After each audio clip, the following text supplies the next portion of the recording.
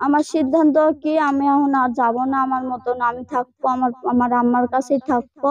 আমার আব্বা বেঁচে নেই। আমার আব্বা 6 মাসই আমার পাতাল কোলে থুইয়া মারা গেছে, অ্যাক্সিডেন্ট হয়। এই যে রাজশাহী টাকার বাস অ্যাক্সিডেন্ট হয়েছিল। আপনার হাজবেন্ড হ্যাঁ। আপনাকে যে মারার চেষ্টা করছিল, আসলে এই এই সম্পর্কে কিছুটা বলবেন আমাদের? ও, তুমি আমার ঘরে আসবে না, তুমি আমার বাইরে শুয়ে থাকো। তা আমি কই কে, আমি বাইরে শুয়ে থাকবো? আমি আবার বলছি, দেখো তুমি এরম আমার সাথে এরম করছো কা, তোমাকে কে কি কইছে? তুমি আমাকে আমি তোমার তো ঘরের বউ। তা আমি আর কইছি না, আমি যাবো না, আমি ঘরেই থাকবো। কয়সার ঘরে উঠে যায় শুয়েছে, আর আমার উল্টি আমার গলা টিভি ধরছে। পরে আমি দিশি বিশি না পাই, আমি একটা চর মেরেছি। সম্মানিত দর্শক, আসসালামু আলাইকুম। দূরে কাছে দেশ ও দেশের বাইরে থেকে যারা আমাদের এই মুহূর্তে ভিডিওটা দেখছেন, সবার প্রতিভা ইউটিউব চ্যানেলের পক্ষ থেকে আন্তরিক ভালোবাসা এবং অভিনন্দন। সম্মানিত দর্শক, আসলে আপনারা যারা মানবিক ভিডিও পছন্দ করেন বা অসহায় মানুষদের ভিডিও পছন্দ করেন, অসহায় মানুষকে ভালোবাসেন, তারা ভিডিওটা না টেনে পুরোটা দেখতে থাকুন।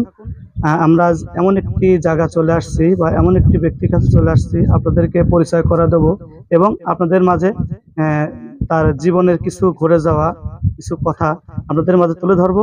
আপনারা ভিডিওটা না টেনে অবশ্যই আমাদের ভিডিওটা পুরোপুরি দেখতে থাকবেন, আর অবশ্যই আমাদের চ্যানেলটি লাইক, কমেন্ট, শেয়ার এবং সাবস্ক্রাইব করে আমাদের পাশে থাকবেন। তো প্রিয় দর্শক, আর বেশি কথা নয়, আমরা তার সাথে পরিচিত হব এবং তার জীবনে ঘটে যাওয়া কিছুটা কথা আমরা তার মুখের থেকে শুনবো। কোথাও যাবেন না, ধৈর্য সহকারে আমাদের ভিডিওটা দেখতে থাকুন। আসসালামু আলাইকুম। ওয়ালাইকুম সালাম। কেমন আছেন? ভালো আছি, আপনি কেমন আছেন? আলহামদুলিল্লাহ, আল্লাহ অসীম করুণা, অসীম দয়া, আলহামদুলিল্লাহ ভালো আছি। বিষয় হচ্ছে, সকালে কোথাও গেছিলেন মনে হচ্ছিল। হ্যাঁ, সকালবেলা আমার ভাইয়ার হলো হাজাম দিছিল, সে হাজাম খেতে গেছিলাম কালকে। তো এর আগে আমরা ভিডিওটা করছিলাম, তার জন্য আজকে আবার আসছিলাম। আচ্ছা, আপনার নামটা কি? নাম হলো মুসাম্মদ খালেদা খাতুন। মোসাম্মদ খালেদা খাতুন।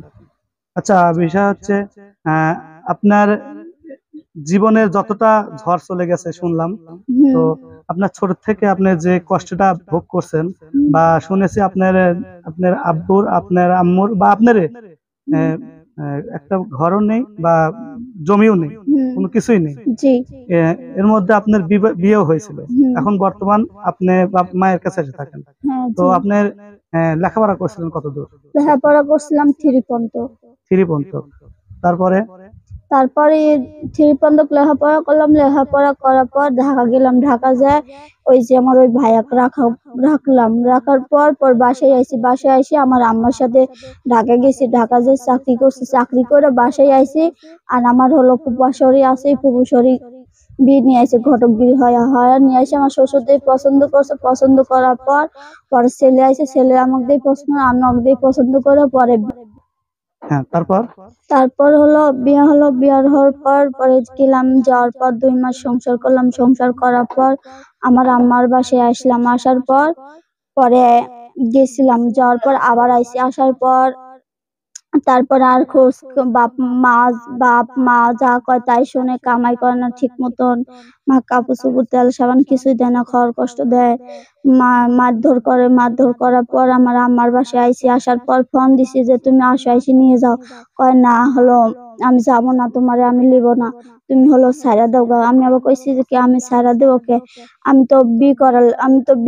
তো ছাড়ার লাগি বি করি না, আমার সংসার করার লাগি তো বি করছি। মা বাপরা কি জন্য বিদায়, সংসার করার লাগি তো বিদায়। আমি ছাড়বো না, পারলে তুমি ছেড়ে দাও গা, আমি ছাড়বো না। তোমার মতন তুমি থাকো, আমার মতন আমি থাকি। এর মাঝে একটা কথা শুনছিলাম, আপনি নানা বললো এর আগের ভিডিওতে, আপনারা যখন ছিলেন না, আপনি নানা বললো আসলে আপনাকে মারার চেষ্টা করছিল। হ্যাঁ, এটা কি সত্য? হ্যাঁ সত্য। আপনার হাজবেন্ড হ্যাঁ, আপনাকে যে মারার চেষ্টা করছিল, আসলে এই সম্পর্কে কিছুটা বলবেন আমাদের? আমার হাজবেন্ড করছে যে হলো যে তুমি আমার ঘরে আসবে না, তুমি আমার বাইরে শুয়ে থাকো।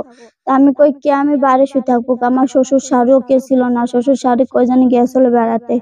আমার শ্বশুর চাষটাল গেছিল আর আমার শ্বশুর শনিকনে গেছিল। তারপর আমি কইছি যে হলো আমার দাদা শ্বশুর ঘর শুয়ে আছে। তা আমি আবার বলছি, দেখো তুমি আমার সাথে এরম করছো কা, তোমাকে কে কি কইছে? তুমি আমাকে আমি তোমার তো ঘরের বউ।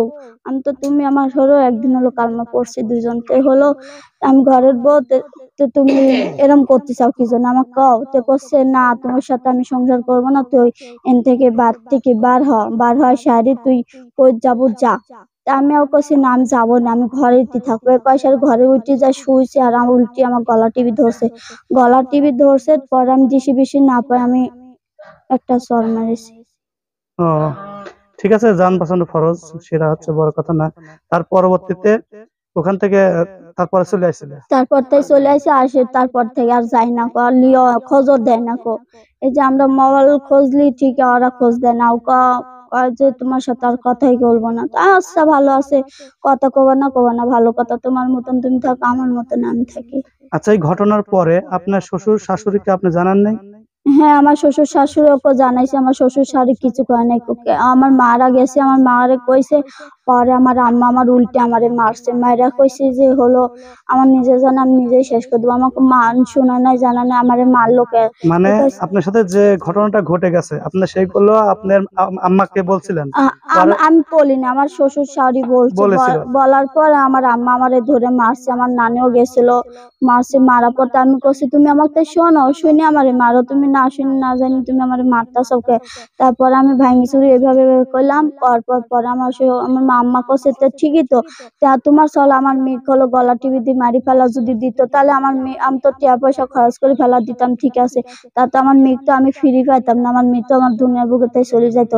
তাই তো নিজের জান বাঁচানো তো ফরজ কাম। তে মারছে তো কি হয়েছে, তোমার চল আমার মেয়ে গলা টিপ মারবে, আমার মেয়ে লুক করে বসে থাকবি নাকি, আমার মেয়ে করছে ঠিক করছে, এই কথা বলছে আমার আম্মা। তো বিষয় হচ্ছে ওখান থেকে কতদিন ধরে হয়েছে আর আপনার সংসার ওখানে কতদিন ধরে করছিলেন? আমি সংসার করছি 2 মাস করছি। 2 মাস করার পর আমার আম্মার বাসায় আইছে, আসার পর আর যাই নাই কই। তা তো 3-4 বছর তো হায় আসলো আর যাওয়া। ও স্বামীর বাড়ি থেকে 3 বছর 4 বছর হয়েছে হ্যাঁ আপনার আম্মার কাছে এসে থাকেন? হ্যাঁ। আর যান নাই? না তার সাথে কোনো যোগাযোগ নেই? তার সাথে যোগাযোগও নাই তো। আচ্ছা, তাদের সাথে কি আর কোনো মানে সম্পর্ক গড়ার জন্য বা সম্পর্ক ঠিক রাখার জন্য কি কোনো যোগাযোগ করা হয়েছে আপনার পক্ষ থেকে বা ওদের পক্ষ থেকে? হ্যাঁ আমরা কইছি যে হলো আমরা যাবো, তে আপনারা আসেন, আইসা সাইরা লিয়ে যান। ওরা কইছে না আমরা যাবো না, তুমি একলাই চলে আসো।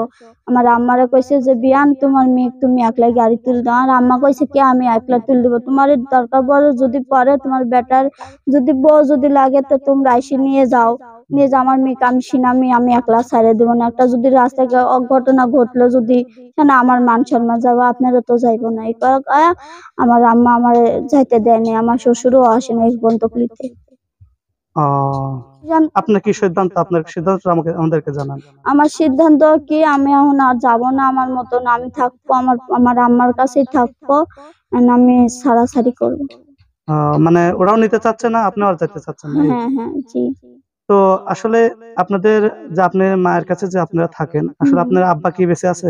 আমার আব্বা বেঁচে নাই, আমার আব্বা 6 মাসই আমার পাতাল কোলে থুইয়া মারা গেছে, অ্যাক্সিডেন্ট হয়। এই যে রাজশাহী টাকার বাস অ্যাক্সিডেন্ট হয়েছিল।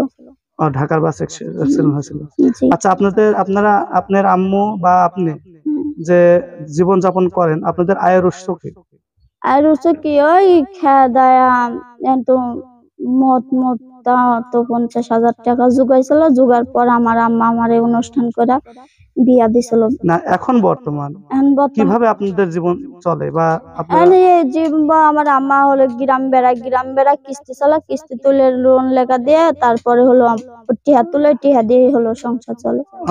মানে কিস্তি তোলার পরে ওই কিস্তির টাকা দিয়ে সংসার চালায় আর গ্রামের পারে যেটুকু সাহায্য সহযোগিতা পায় সেটুকুলো নিয়ে টুকটুক করে কিস্তি চালায়। আমার নানার নানি গিরিক নিয়ে একসাথেই খাই বর্তমান।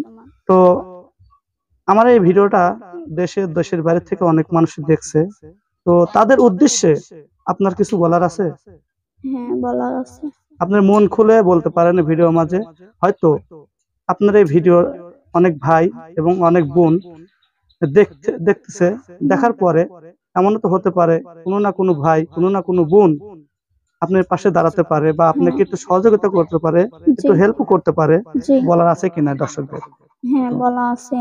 আমার বাবাও নেই, মা বর্তমান আছে, তাই নিয়ে আমরা আমার আম্মা আর আমি এই হলো সংসার চালাচ্ছি। চলার পর আমরা নানা নানিদের নিয়ে খাওয়ার পর আমার আমার দুনিয়ার বুকে কেউ নেই। আমার আম্মা আর আমার নানি, আমার নানা নানি যদি মরে যায়, যদি আমার আম্মা যদি মরে যায়, তা তো আমার দুনিয়ার বুকে আমার কেউ নাই, আমি আপনার একলাই। নানা কি সুস্থ আছে, সে কি কামাই কাজ করতে পারে?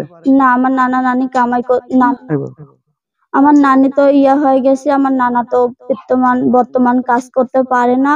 ওই জন্য আমার অসুস্থ জন্য আমার আম্মা কামাই করে না। কামাই করলে এসে আমরা সব পরিবার ধরে খাওয়ার পরে বর্তমানে আমার বাবা তো নেই, বাবা মারা গেছে। মারার পর যাওয়ার পর আমরা আপনার থেকে কিছু সাহায্য চাই, একটা ঘর করে যদি দেন, তাহলে আমরা সুখী হালামদ আপনার লাগে নামাজ কালাম পড়ে দোয়া মাফ করবো।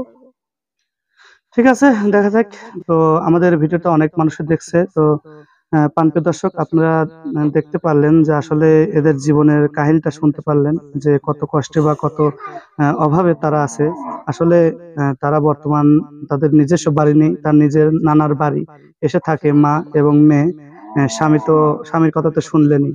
তো আপনারা যদি একটু দয়া হয়, আপনাদের যদি একটু মায়া হয়, আপনাদেরকে অনুরোধ করব এই পরিবার পাশে আপনারা দাঁড়ান, একটু সহযোগিতা করেন। আমি যতটুকু পারি, 1 টাকা পারি, 2 টাকা পারি, আমরা যেন একটু সহযোগিতা করতে পারি বা একটু এদের মুখে হাসি ফোটাতে পারি। তো আপু, আপনার কি কোনো ফোন নাম্বার আছে? ফোন আছে? না, ফোন নাই। ফোন নাই? না। তাহলে তো একটা নাম্বার দিলে তো ভালো হতো। তো সম্মানিত দর্শক, আসলে ফোন নেই, তাদের কাছে নিজস্ব কোনো ফোন নেই বা নাম্বারও নেই। তো আপনারা যদি একটু সহযোগিতা করতে চান বা একটু হেল্প করতে চান, অবশ্যই আমাদের ভিডিওর মাঝে নাম্বার দেওয়া থাকবে, আমাদের সাথে যোগাযোগ করতে পারেন। তো মানুষের জন্য আসলে আমরা, আমাদের আল্লাহ সামর্থ্য যতটুকু দিছে, সবকিছু আল্লাহর রহমত বা আল্লাহর দয়া। তো আমরা চেষ্টা করব ওখান থেকে আমরা কিছু না কিছু করে তাদেরকে দিয়ে একটু মুখে হাসি ফোটানোর জন্য, একটু ভালো খাওয়ার জন্য বা একটু ভালো থাকার জন্য। তো আমাদের ভিডিওটা যদি একটু পরিমাণও ভালো লেগে থাকে, অবশ্যই আমাদের ভিডিওতে একটা লাইক, একটা কমেন্ট, একটা শেয়ার করে আমাদের পাশে থাকবেন। সবার মঙ্গল ও সুস্বাস্থ্য কামনা করে আজ এখানে বিদায় নিচ্ছি। আবারও দেখা হবে নতুন কোনো দিনে নতুন কোনো ভিডিওতে। সে পর্যন্ত সবাই ভালো থাকেন, সুস্থ থাকেন। আল্লাহ হাফেজ।